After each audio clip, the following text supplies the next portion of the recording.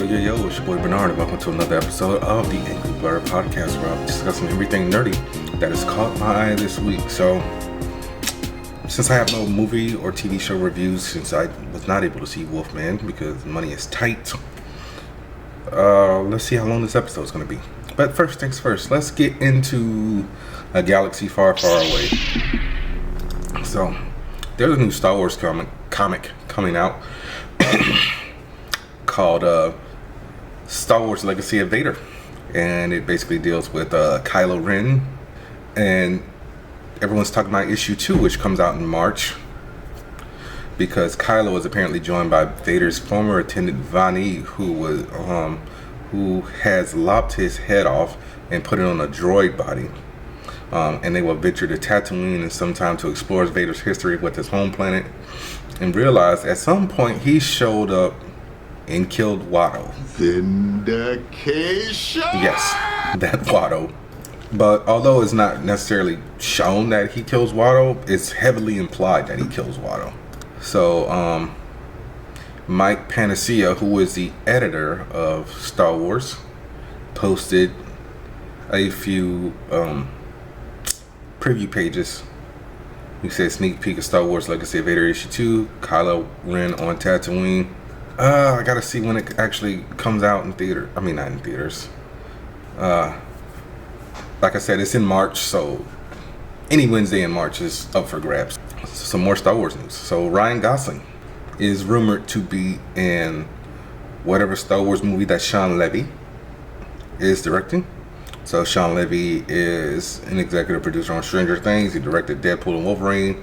Free Guy. He directs, every 5th episode of Stranger Things for every season. Did The Internship, Real Steel.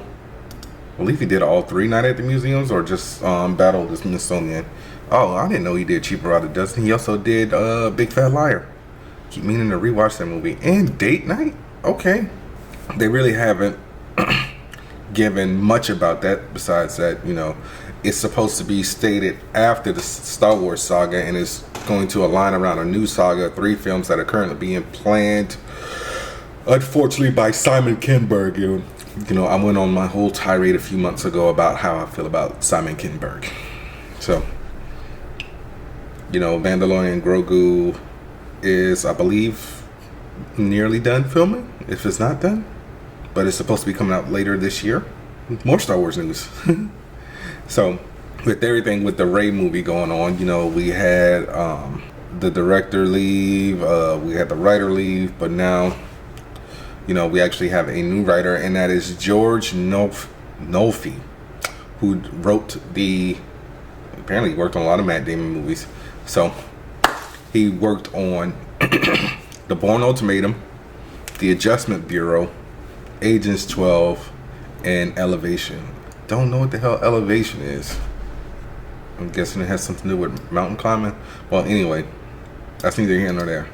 The only thing we know about this movie is that Daisy Ridley. Oh, it's a movie with Anthony Mackie that came out last year, and Anthony Mackie and Morana Baccarin. But all we know is that it's supposed to take place 15 years after the events of The Rise of Skywalker, with Rey now being a mentor to a new crop of Jedis. Which sounds cool and all, but hopefully they stick the landing, because honestly, my whole issue with The Rise of Skywalker is not only just the somehow Palpatine returned, but the simple fact that Rian Johnson had a very good story of Rey being abandoned by her parents, but then they were like, oh no, Rey is Palpatine's great-great-granddaughter. I'm just like, huh? Really? And then, instead of taking the name that was originally evil and making it a force for good, she's like, nah, I'm gonna just lie and say my last name is Skywalker. Whatever. That's all the Star Wars news I got. So let's go ahead and get into the next story. So Resident Evil, a film franchise that seems to be trying to come back. Like, I don't think anyone saw Welcome to Raccoon City. I heard the CG was bad, and I wanted it to be good. Shout out to Robbie Amell from the Tomorrow People in The Flash. He was Firestorm, Stephen Amell's cousin. So, we're getting a reboot, and Zach Cregger will be directing it. So I've never seen anything he's directed off the top of my head, but he is known for directing Barbarian that came out in 2022. Wait, hold on a second. He didn't direct that. He had to be in it. Okay, so yeah, he was in Miss March. Because I was like, no, he didn't direct no damn. Oh shit, he did direct Miss March. So I did see something with him in it that he directed. He directed Miss March. But yeah, was he the one who yeah, he was the one who was in the coma and found out his girlfriend was the Playboy centerfold. You know, that movie was very hilarious for its time. So I might, have to actually rewatch that. Well, anyway, he's going to be directing the movie. And let me see if they got a reporter. So it says Zach Cregger has been tapped to helm the new Resident Evil reboot after the success of Barbarian, revealed the Hollywood Reporter. And to the excitement, his upcoming Weapons, which stars Josh Brolin and Julia Garner, has drummed up quite a bidding war. According to the trade, is tested very well. Warner Brothers, which is distributing Weapons through New Line, is running to acquire Cregger's Resident Evil, which he will be writing and directing. Competitors include Netflix, which had its own television adaptation of the franchise. So sources told the Hollywood Reporter that Cregger's adaptation is a revamp that will take the title to its horror roots and be more faithful to the initial games. The original story of Capcom's Resident Evil series, released in 1996, centered on a motley crew of characters going up against the Umbrella Corporation after it developed and released a deadly zombie virus. Constantine Films held the rights to the IP since the 90s and will return to produce alongside PlayStation Productions. So yeah, I say they need to get rid of Constantine Films, like PlayStation needs to get the rights back, because I don't know if it was Constantine Films or whoever, but whoever was responsible for, as a matter of fact, now that I think about it, I don't think any of the Resident Evil film movies had good CG, because I'm even thinking about what was the one that Ashanti was in, the one they were in the desert. I know somebody knows this, and I want to say maybe it was Retribution. No, it wasn't Retribution. Had to be the final chapter then. Resident Evil, the final chapter, takes place in South Africa. Let's go to the cast. I just remember Mike Epps was in it and Ashanti. I'm not seeing Ashanti on here, so guess not. It wasn't Afterlife. Was it Extinction? Yes, Extinction. So yeah, get rid of all those. Get rid of Constantine Films, because welcome to Raccoon City. Horrible. Like, this movie had a budget of $42 million and only made 25. Oh, damn! Anyway, speaking of horror, so our boy Finn Wolfhard from Stranger Things, who the hell does he play again? Mike? It's been so long, I gotta rewatch. I didn't even know he was Canadian. So, yeah, Mike Wheeler from Stranger Things is directing and co-writing his own summer camp slasher / comedy. Say what? So yeah, he's got a movie coming out this April, and it's actually called Hell of a Game. And I saw this and I was like, okay, let's see what this is about. So keep in mind, I did not watch the trailer. I'm gonna start doing more trailer reactions to things now. So let's check this out. So what the hell did I say the name of the movie was? The movie's called Hell of a Summer. I feel like I said Hell of a Camp.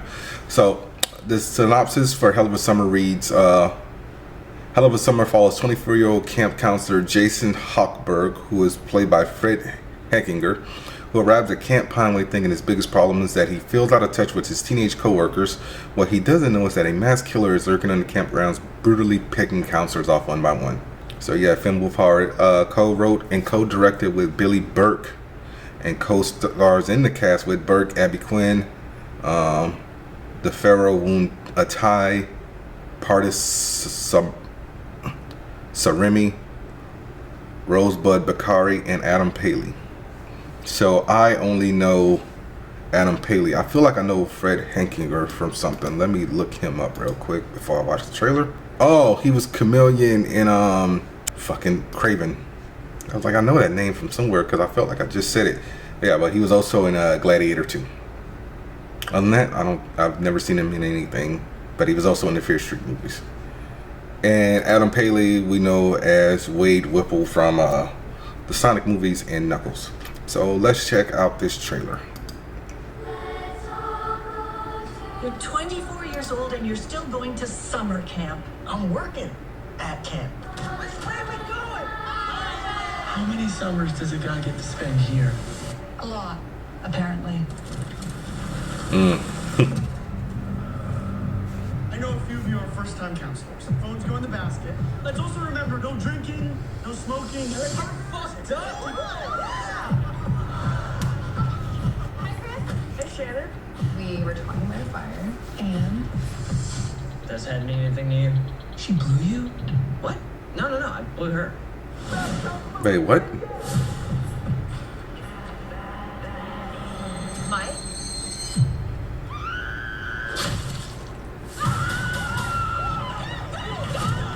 What's happening right now? The killer on the loose. What? Hello?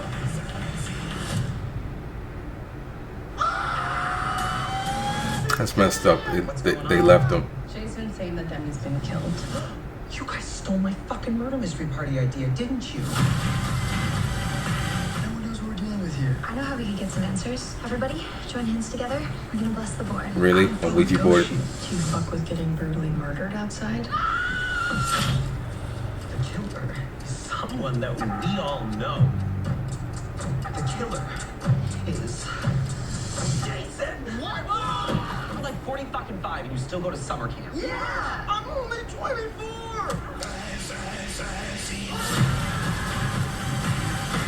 Okay, this actually surprisingly looks good. Ooh.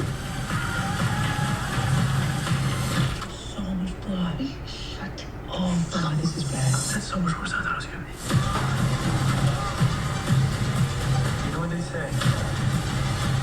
A bad day in Padme is better than a good day anywhere else. The line's been cut. Oh, I've always wanted to say that. We're gonna die. We're Really? all gonna die.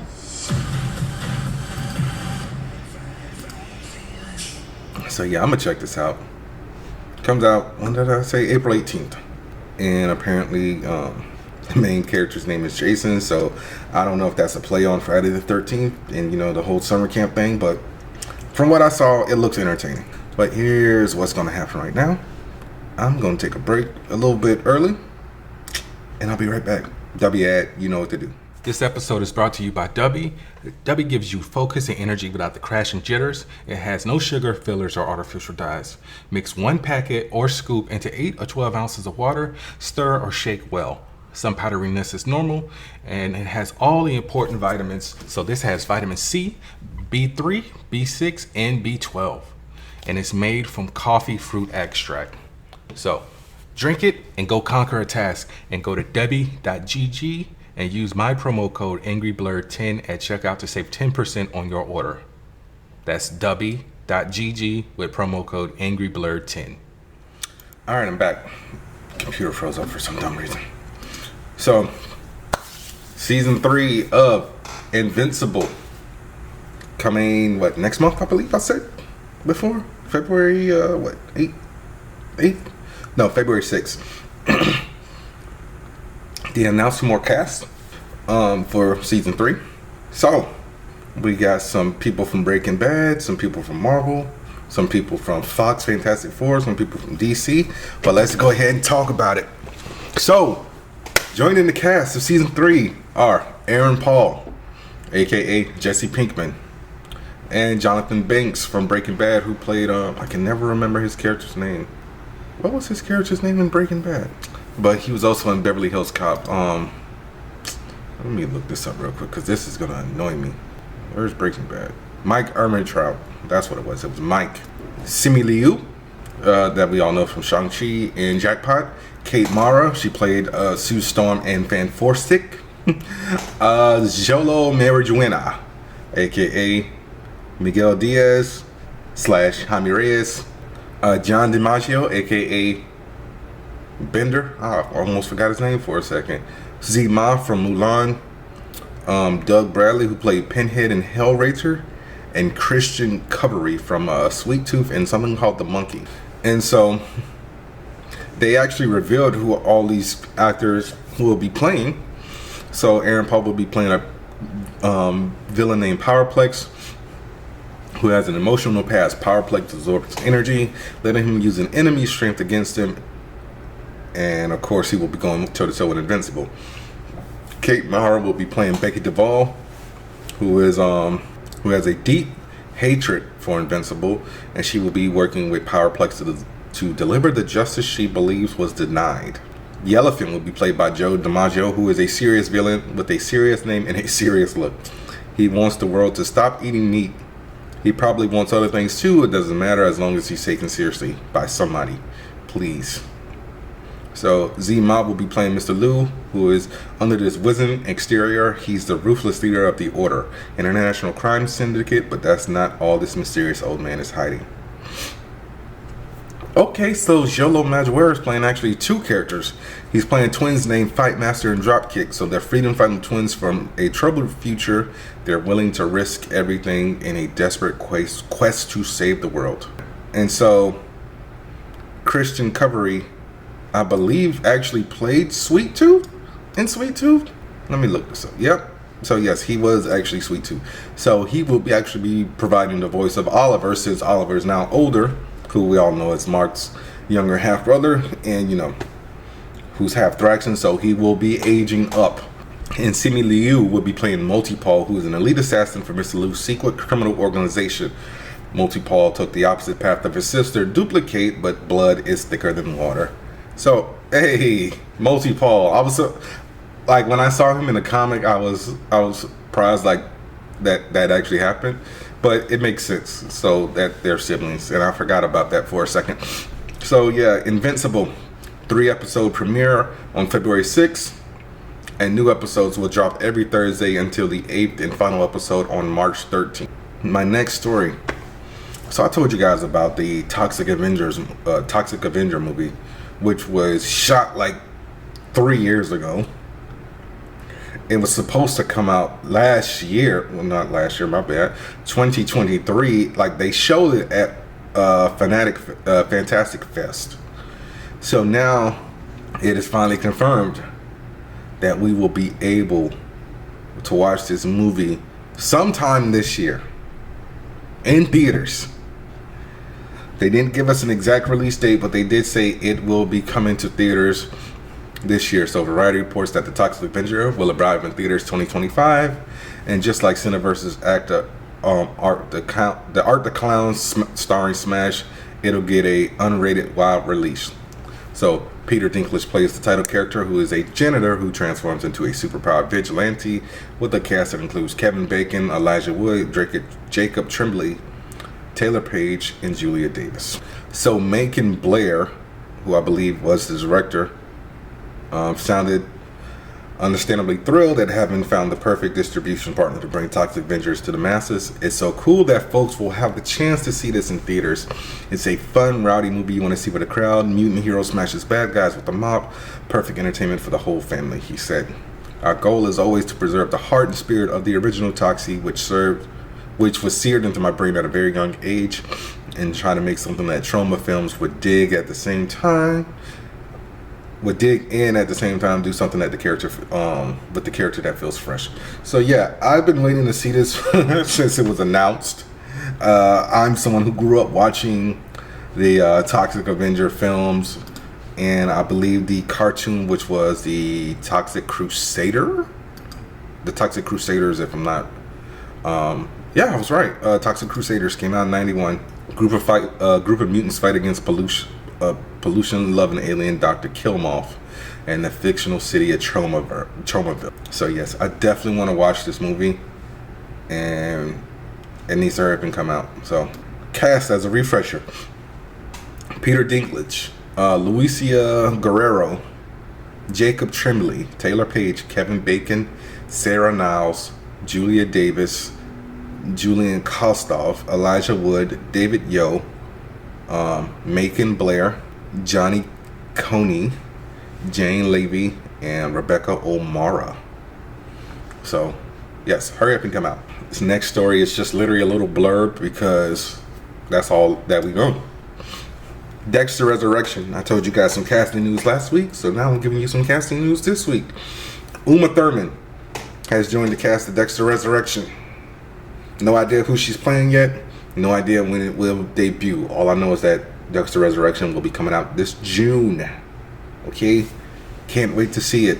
I wonder if she's going to be playing like some type of obsessive fan of the Bay Harbor Butcher. If she Like, is she going to play someone who's going to help Dexter, someone who's going to be hunting him down? I don't know. We'll find out. Another blurb. Sonic, I almost said Sonic Adventure 4. Sonic the Hedgehog 4. I told you guys that it was supposed to be coming out in 2027 with the release of Sonic 3 on digital. It will be coming out March 19th of 2027. So let's talk about capitalism for a second. You know, the company that decided to fuck up the ecosystem of physical media, none other than Netflix, is raising their prices again sometime later this year. So if you have the ad tier of Netflix, you will be going up $1. So ad tier will be going from $6.99 to $7.99. Everyone else, you will be going up $2. Standard is actually going up $2.50. We'll be going from $15.99 to $17.99.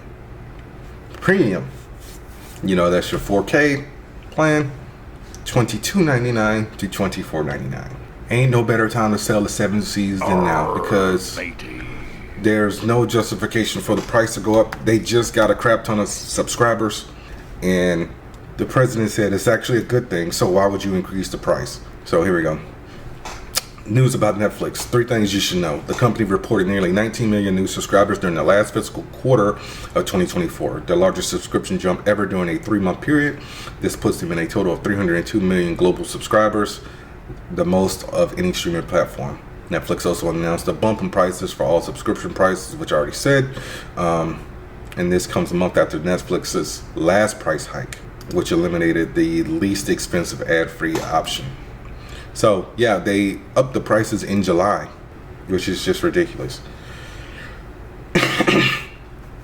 So yes, I'm glad I no longer pay for Netflix. I'm glad I am 77 C's. And Netflix, if you want to come at me, bro.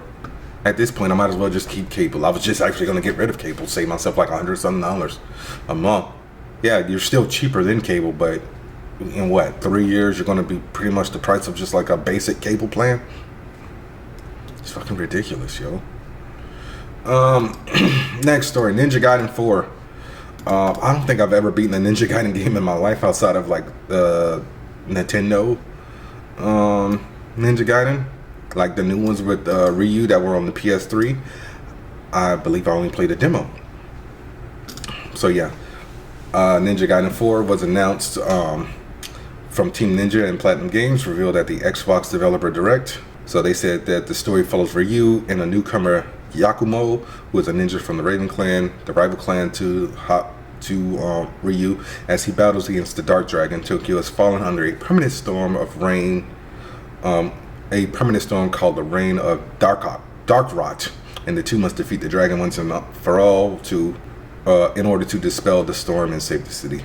Yakumo will use 2 different fighting forms, Raven style and New style, against the Divine Dragon Order, who act as law enforcement in this alternate version of Tokyo, as well as a horde of demons defending the Dark Dragon. Both Ryu and Yakumo will employ slightly different styles, but both will have access to classic moves like the Azuya Drop and the Flying Swallow.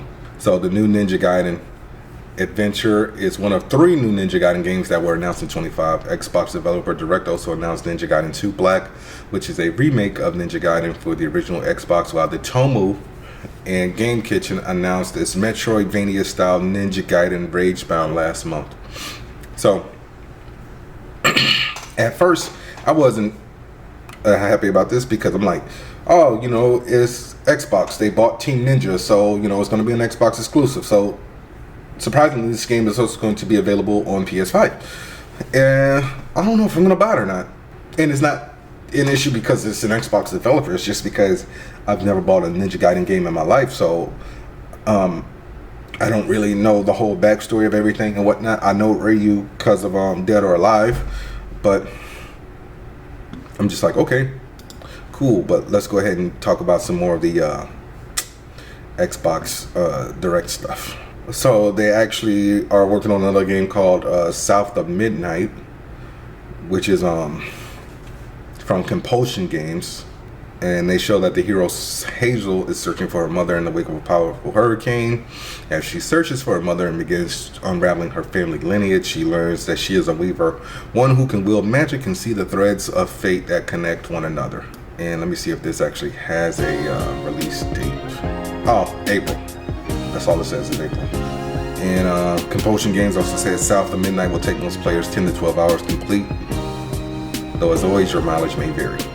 Claire Obscure Expedition 33 is a turn-based RPG that's based off of old school JRPGs but with some modern action game mechanics like dodging and parrying. This will be released on April 24th and will be available on Xbox Game Passes. And then there's Doom, The Dark Ages, which is coming out for everything, and that will be released in May, on May 15th actually. Claire Obscura will also be released on everything, and South of Midnight is only Xbox, PC, and Game Pass. Xbox is cooking. I still would like to play Hellblade 2, but hey, can't do that since they bought the studio that made the first one. So on my next to last story, Ulrik Thomsen, who I've never seen. He's a Danish actor. He's 61 years old, from Denmark. I'm looking at his filmography right now. Yeah, I don't think I've ever seen him in anything. Oh, that's a different Notebook. I was gonna say I saw him in a Notebook, but no. So he will be playing Sinestro on the Lantern series, which I still don't know how I feel about. Because I'm just like, I don't want True Detective Green Lanterns. Alright, Green Lanterns rarely deal with stuff on Earth. Why? Because there's other heroes dealing with the stuff on Earth. But it is what it is at this point. Hopefully it's good. Only thing I can do is cross my fingers and wish for the best. But I'm over it, yo, really. It's like space. That's where Green Lanterns need to be. Space, okay? The final frontier. These are the adventures of the Starship, the Starship Enterprise, whatever. Last story. Caitlin Dever, however you say her last name. It looks like lever, so I'm gonna say Dever. Has been cast in the third Godzilla Kong movie? Because second? Yeah, third. Because it was Godzilla vs. Kong, then the one that came out last year where Kong got the gauntlet and Godzilla could shoot purple. She's been cast in the sequel for that, so that will be coming out on March 26th of 2027. So yeah, guys, very slow week. This episode probably going to be cut down to 30 minutes. The timer says 33, but yeah, that's it. It's your boy Bernard.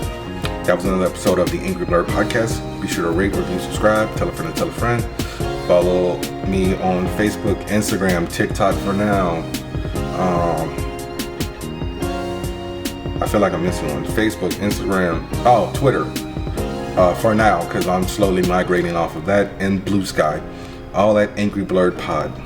Go to w.gg, use the promo code AngryBlerd10 at checkout to save 10% on your order. And I will see y'all next week. All right, peace.